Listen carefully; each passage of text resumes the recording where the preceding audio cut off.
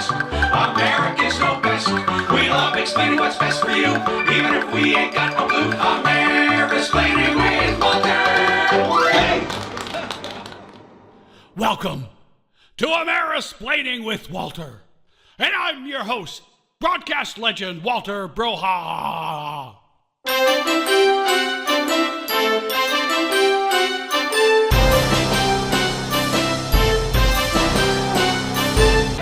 Knock, knock. Who's there? Walter. Walter who? Walter, the guy asking for your full attention for the next 15 minutes or so. Or even Walter, the guy demanding your full attention for the next 15 minutes or so. Better yet, Walter, the guy who within the next 15 minutes or so is gonna twist and contort your inner soul into so many twisted and contorted shapes. You'll be screaming for mercy as you crawl to the kitchen, looking for a can opener and some Band-Aids. But for me to be able to do that, I'm gonna need your full attention.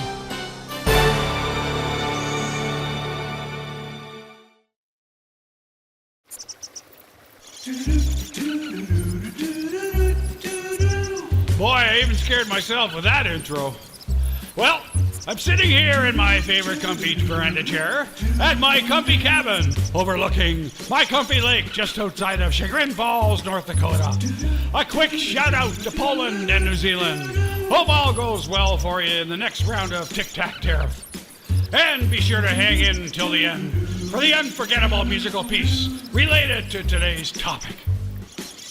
Now that spring has sprung in my neck of the woods, our thoughts naturally turn to where we can buy fertilizer at a good price. Since most of our potash comes from Canada, and El Presidente has put an on again, off again, on again, off again, on again tariff on imports. El Trumpo still insists that we don't need to buy anything that Canada sells, and the MAGA crows eat it up because apparently we don't need fertilizer to grow food. Anyway, I have a very weird story to tell you. So let's get started, shall we? Last week I was driving around in the old pickup on one of our excellent Republican County roads. A beautiful, balmy spring day. Listening to the radio, when out of the corner of my eye, I noticed some strange movements coming from the passenger side of the truck. Though I seem to distinctly remember being the only one in the truck, I glanced over, and Jesus H. Matilda, right there on the other side of the glass was a huge Canada goose flying right beside me. In the same direction, same speed, and level, staring me right in the eye. Just like Anderson Cooper, but without the glasses. I stared back. He honked. I honked back. He kept flapping his wings, keeping up to me. I wanted to flap my arms, but of course I was driving. He kept staring intensely. I stared back at him. Our eyes locked in a rare interspecies moment. He winked at me, which I thought was a little odd, after which a wing must have hit my side mirror, changing its flight trajectory. Because after which, flopping over to the left with a thunderous bang, it hit my windshield, knocking out the radio antenna before disappearing from sight. I pulled over to the shoulder and braked hard, traumatized, and sat there amidst a cloud of dust, sweating and breathing heavily, like Marjorie Taylor Greene trying to read a book. Then looking back, I saw the Canada Goose shake itself off, going through its pre-flight checklist before taking off, soaring majestically back to the land of our former best friends. The whole interaction lasted maybe 12 to 15 seconds, but I couldn't escape the feeling that this was not a coincidence. It was predestined, or need I say, preordained, that somehow a Canada Goose chose to fly beside broadcast legend Walter Broha on an almost deserted county road, delivering a cryptic message to a man desperate to find a topic for the next episode of his podcast. After watching him flap his way out of sight, I hit the road myself, the silent, radioless road, and headed for home. Sadly, I never did find out his name. To be honest, never thought to ask. So here I am, stuck in an old pickup truck with only my thoughts to keep me company during the 40-odd minute drive back to the cabin. It forced me to channel my attention inward, searching for the soul that had for too many years been hanging in a psychological clothes closet, forgotten, out of fashion, and smelly. And scary as it was, that bird had certainly got my attention. Everything that the 21st century threw at me moved to the back row when the bird seized my attention. The incident had occupied my full attention. All the way home, I felt oddly refreshed, with maybe a modicum of brain clarity and a spinge more focus, or even a smidge more focus. Bingo bongo, I had found my topic. In capital letters, attention. During the short walk from the driveway to the kitchen door, I made the important decision not to get the antenna fixed because I kind of liked the calm of that 40-odd minute internal conversation that I had had with myself. The best damn convo I'd had in about 15 years. So there you have it. Attention. Over the decades of writing and delivering network news editorials, you all know I'm strictly a meat and potatoes intellectual. So who can say what level of enlightenment I'll bring to the table? After all, the only reason I'm speaking on the topic to begin with is because a stupid bird flew beside me and wiped out my antenna. But I think maybe there's a point or two I can make on the subject after we take a very short break. Amerispaining with Walter.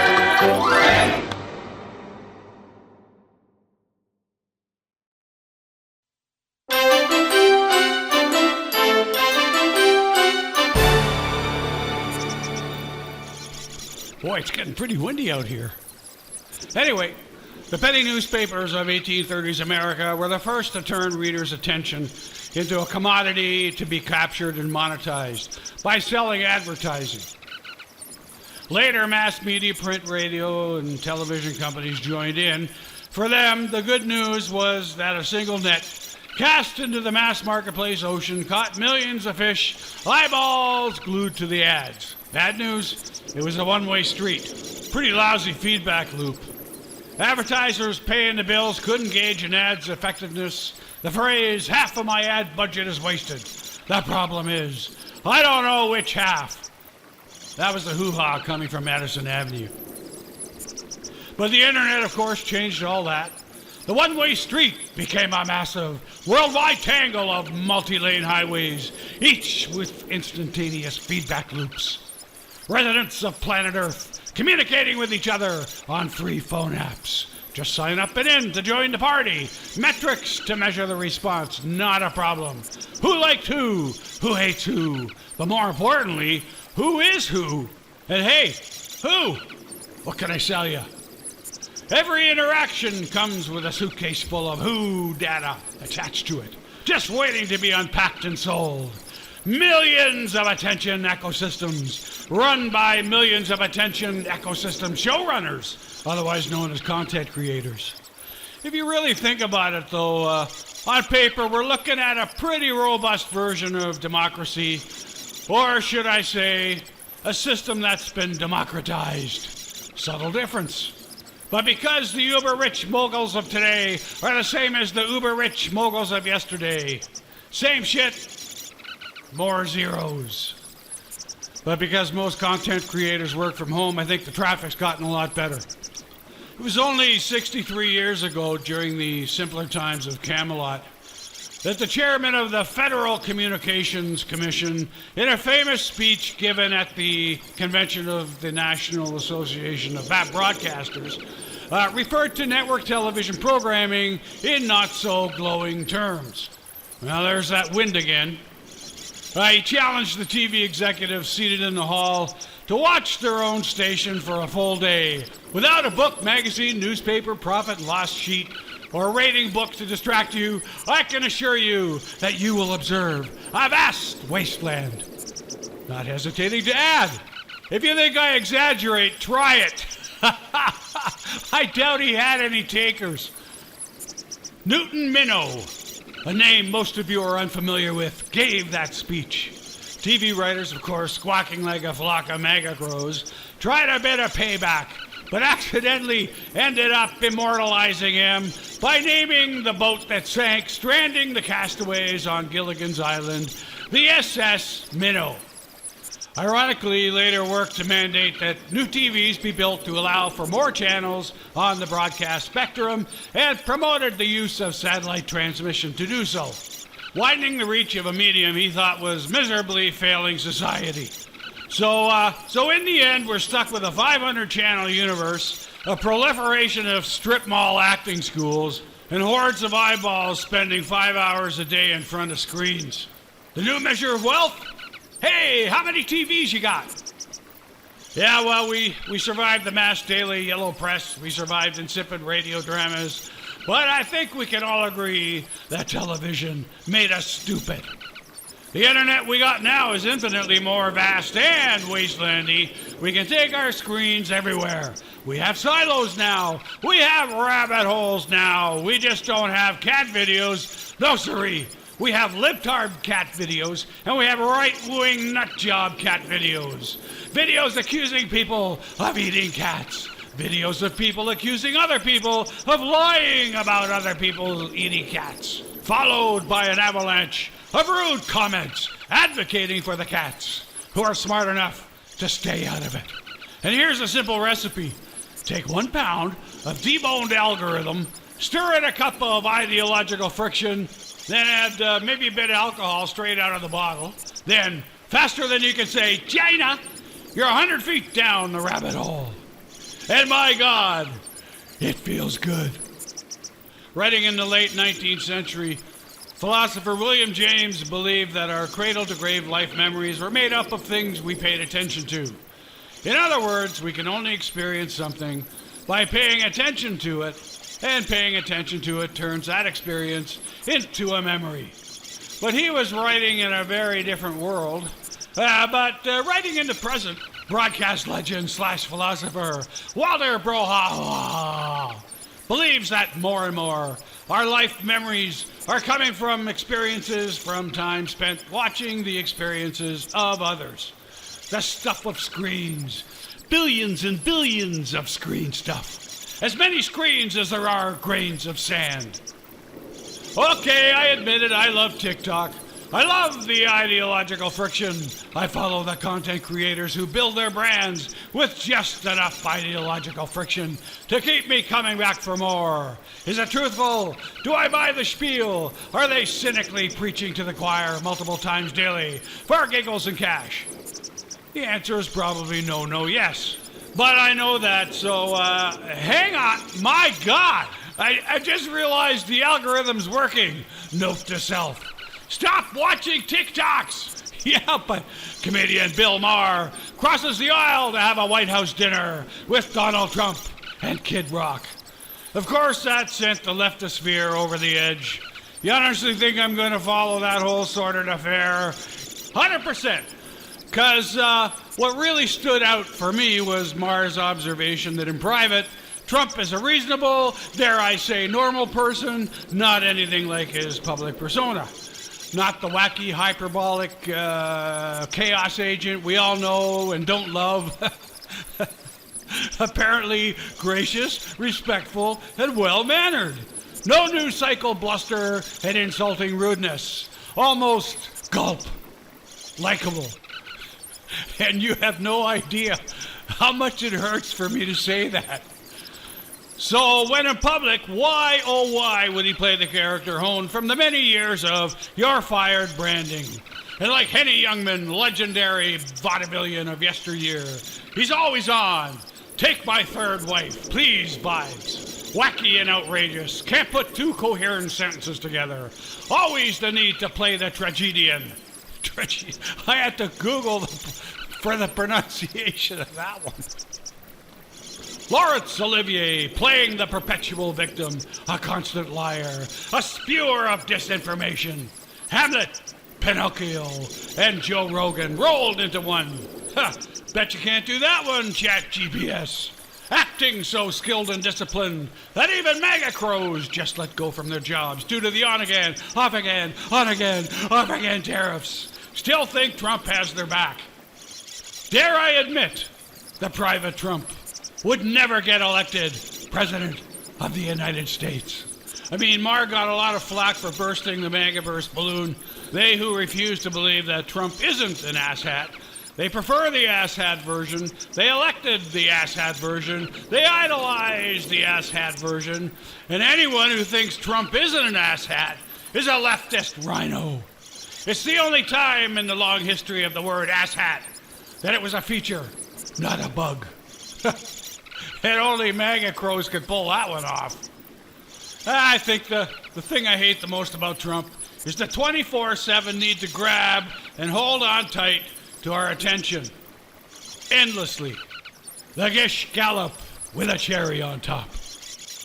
And I hope that when the Almighty comes to call, my final thoughts won't be of how stupid and incompetent he was in dealing with China, but instead, I would exit to the great beyond, thinking back to that time when I felt one with a Canada goose that took out my radio antenna. A final regret escaping from my lips. And I quote, sadly, I never did find out his name. Unquote. And the Oscar goes to not me. But I do have one more final thought. I guess it just never seems to end, does it? I have a hobby collecting very old and rare 78s, especially ones that may have some kind of historical relevance. If you spend enough time rooting around a flea market, chances are you might even come across one that's worth something to someone. I'm particularly drawn to records that immortalize old, long-forgotten dance crazes. I mention this because last week I bought one by an old vaudeville song and dance team named Millie and Marty, a married couple that enjoyed a fairly successful career on the A circuit, contemporary to the greats like Al Jolson and Ted Lewis. Not exactly a household name, but still pretty impressive. The title of the song, from 1919, by the way, is called The Madison Avenue Hoohaaa. Because, of course, Madison Avenue was the center of the advertising world. Ad men sitting at desks, shaping the shopping habits of everyday American housewives. But I did a little digging, and I discovered that this record was way ahead of its time. Marty wrote it for his honey pie Millie and started a revolution in 1920s record production at the same time. Some even claiming that it influenced the Beatles when it was time to write material for the White Album back in 1968. I'll leave that little nugget on the table for you to decide, but here from 1919, give it up for Millie and Marty. Hey, Millie. Yeah, Marty? How is it that our credit card, whose invention is still 30 years in the future, underwater? Well, I discovered a new way of shopping. And now I do the Madison Avenue Hoohaaa. Ever heard of it? No. Then why don't you sing about it? Okay. There's no debate that back in 2008, those good old days were never so bland. Cause nobody was doing it.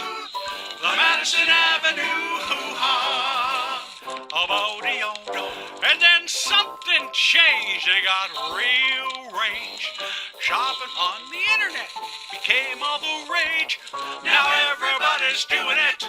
The Madison Avenue Hoohaaa. First you type your name, address, and Zippy code. Fill your basket till your credit card hits overload. And after you've unpacked the stuff at your abode, you'll be carrying all the cardboard out to the road. I want this, and I want that. We sure could use a lampshade and a yoga mat. Yeah, they're trying to sell you something, so we can do the Madison Avenue Hoohaaa. You got that right. So you bopple, do you bopple, do you bopple, do bow. Number 8. Number 8. But do you bopple, do you bopple? Do you bopple, do you bopple? 8. Wow, wow. Do you bopple? Do you bopple? Do you bopple, do you bopple? People, do you bopple? eight?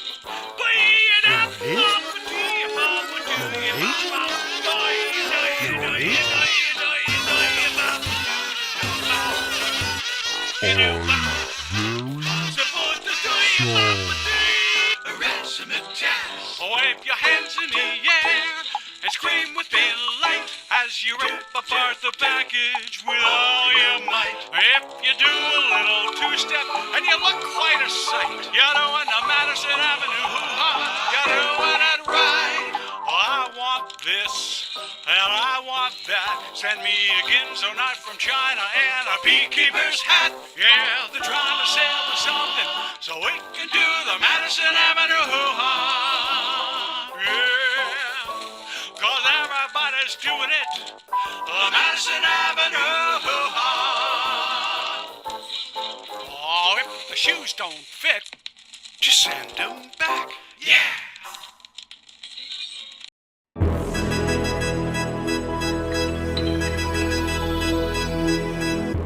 Oh, not again. Another dreary list of credits.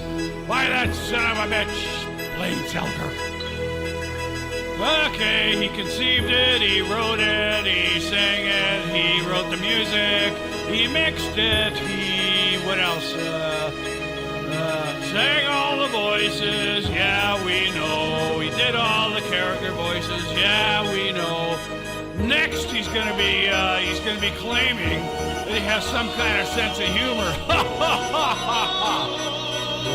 Laughable.